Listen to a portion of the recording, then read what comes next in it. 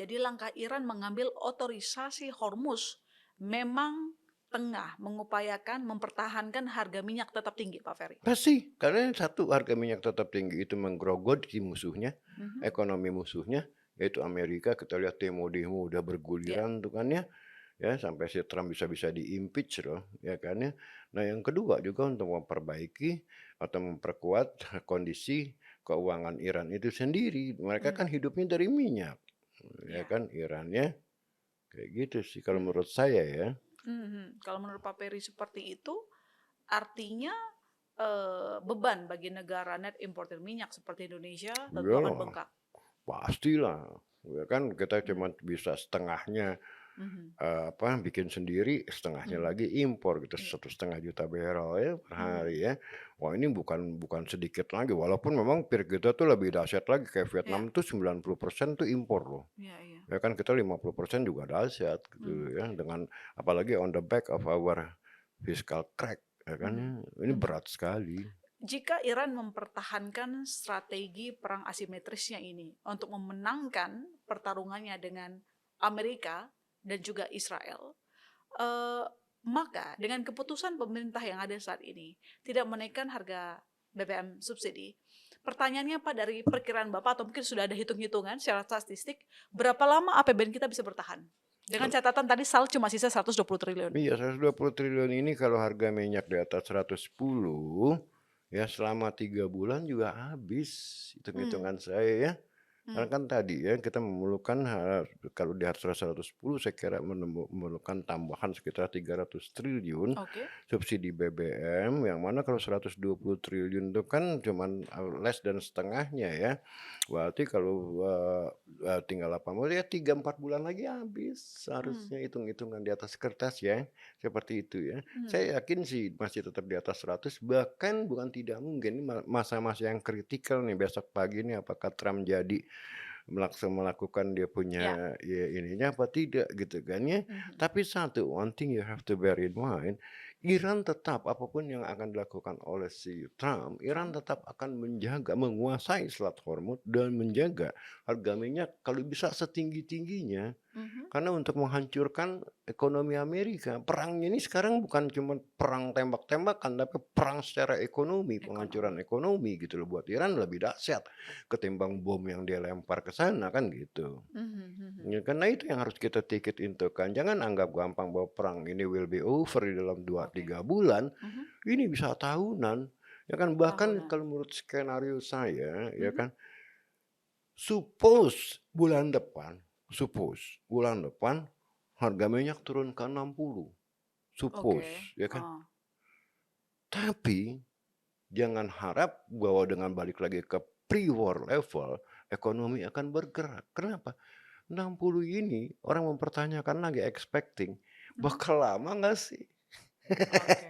Mmm, Kan mmm. gitu, karena udah ada uncertainty gitu loh, ya Mhm, kan ya. mhm, mhm, Nah, mhm. kalau ekspektasi market tidak akan lama, di market itu orang akan berburu minyak lagi, Oke. ya kan? Mmm, Karena dia nggak mmm, percaya, ya kan? mmm, Semua trader pasti akan berburu minyak sehingga harga minyak itu akan naik lagi, itu logikanya gitu loh. mmm.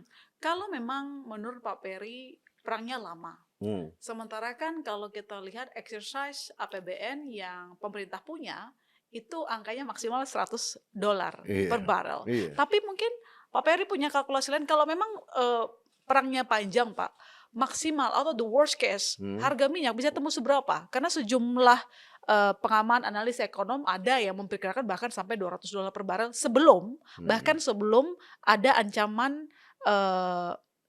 ancaman dari Trump akan menyerang atau merebut, Pulau Kark.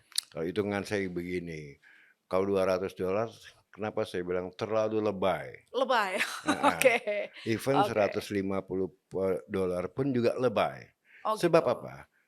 Kalau sampai harga minyak naik ke 150, Mhm. ekonomi kolaps, demand turun, otomatis harga akan turun lagi. Oh, oke. Kan gitu. Iya, iya, Ya kan ini satu dynamic ini ya, iya. skenario ya. Naik Demand supply 150, ya? iya.